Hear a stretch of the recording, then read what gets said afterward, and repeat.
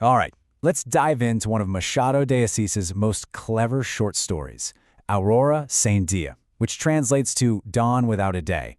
It's a really sharp, pretty funny take on big dreams, actual talent, and the huge, hilarious space that can sometimes exist between them. So, the whole story really boils down to this one question. It's part comedy, part tragedy, and 100% a cautionary tale about what happens when somebody is just unshakably convinced of their own genius, but has, absolutely zero proof. And that leads us straight to our main guy, Luís Tinoco.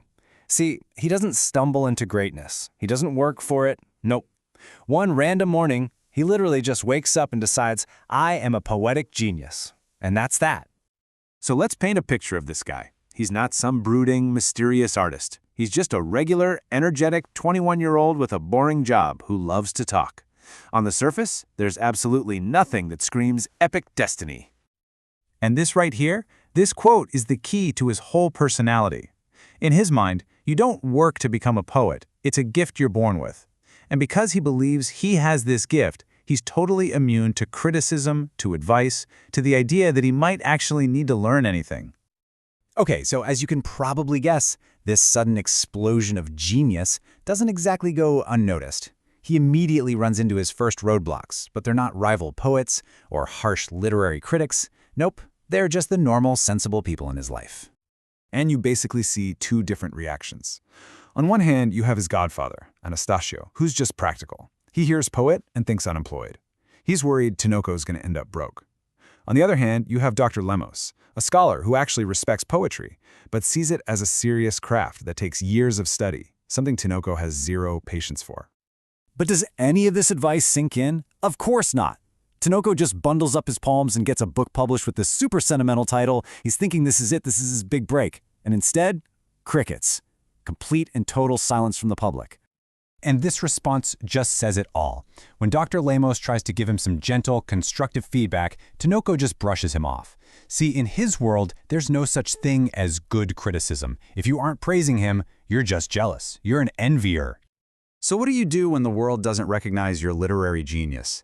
If you're Luís Tinoco, you don't pause for self-reflection. Oh no, you just find a different, even bigger stage to be a genius on, and that stage is politics. And this career change happens at lightning speed. He gets a job as a clerk, starts listening in on political discussions, and bam, he's instantly decided this is his true destiny. The passion is exactly the same, he's just swapped out poetry for politics and starts cranking out these ridiculously dramatic articles. I mean, get a load of this. This is from his first article. He's not just making a point.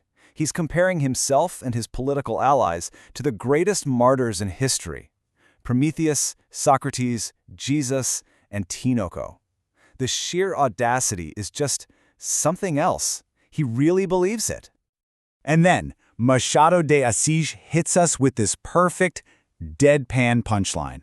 For all the grand speeches, for all the epic historical comparisons, the guy knew literally nothing about politics.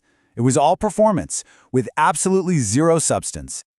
But our boy Tinoco doesn't just stop at writing. He actually manages to get himself elected to the provincial assembly. And this is where things get really good.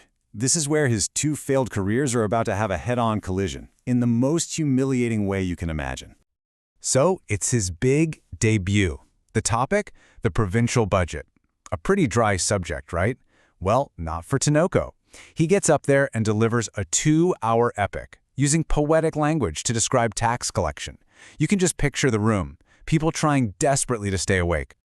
Now, his political opponent is listening to all this nonsense, and he gets an idea. A truly brilliant and wonderfully cruel idea. He gets up to respond to Tinoco's speech, but he's not holding any official documents. He's holding a book, specifically a copy of Gilliflowers and Camellias. And then he does it. Right there, on the assembly floor, in the middle of a political debate, his rival starts reading Tinoco's incredibly cheesy romantic teenage poetry out loud. Oh, the cringe. He's using Tinoco's own art to just completely torpedo his political authority. The result was, well, exactly what you'd expect. The place just erupts in laughter. And just like that, Tinoco's political career is dead on arrival, killed by the ghost of his failed poetry career. It's a brutal, brutal public takedown. Now, you'd think this would completely destroy a guy like Tinoco, or, maybe he'd decide his real destiny was to be a great inventor or something. But here's the twist. What happens next is the most surprising thing in the whole story.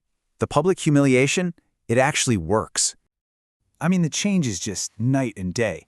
The old Tinoco, the one with the dramatic hair, the grand speeches, the whole "I'm a martyr for the cause" act, he's just gone. And in his place is this totally different person. Calm, practical, solid. He's unrecognizable. A bunch of years go by, and Dr. Lemos happens to run into him. And he doesn't find a bitter, broken man dreaming of what could have been. He finds a successful farmer, a happy family man, living a quiet and genuinely productive life. He's given up on the whole great destiny thing completely. And that brings us right back to that title, A Dawn Without a Day. It's the perfect description of his youth, right? All that passion felt like a sunrise, a promise of a brilliant day. But it never happened. The sun never fully rose on his genius. It just fizzled out. But here's the most incredible part. He finally gets it. He looks back and says, you know what? I wasn't meant to be a great poet or a great politician. This is what I was meant to do. He found his real calling, and for the first time he found real happiness by just accepting who he was. So I'll leave you with this to think about. Was his life a failure? Or was giving up on the fantasy of being a genius the greatest achievement of his life? It really makes you wonder which is better, chasing a glorious dream that isn't real, or finding real contentment in the life you were actually meant to live.